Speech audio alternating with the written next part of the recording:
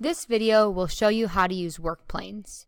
Work planes are often used to help assemble the objects together. So in this case, we're going to be adding some work planes to our pair cam so that eventually we can add it to the mechanism with the crank to fuel our automata toy. The work plane menu is near the top of your screen on the ribbon, and you have the option to add planes. You can add different types of axes, or you can add different types of points. To start off today, we're going to be adding a plane. The first plane we want to cut through the middle of our object. Okay. We call this mid plane because it's going to be in the middle of the front plane and the back plane.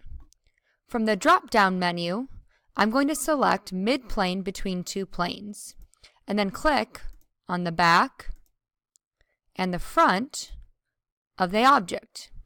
And you'll see that it's now added this plane. It also shows up in my browser that I can work with in an assembly later on.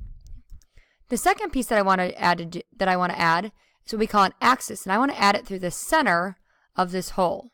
So I'm going to go into the axis menu, and I'm looking for the one that says through the center of a circular or elliptical edge. So I select that, and then I click on the outside edge of my hole, and you'll notice it's small, but I've added this yellow line.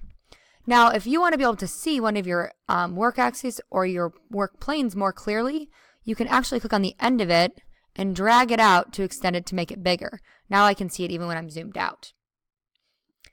The final plane we're going to add, we want to cut through vertically in this direction.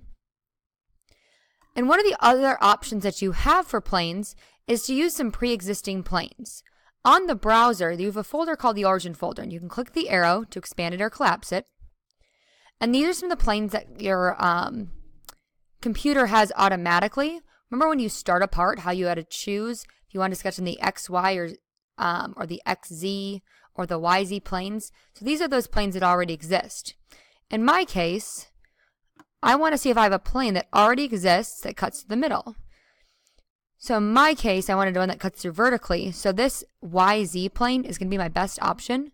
If I right click on it, I have the option to turn on the visibility so I can see it even when the origin folder is closed. So these are the three different planes that I'm going to be needing to later on assemble my pair cam. I've got one in this direction, one in this direction, and then I've got the axis in the middle of the hole.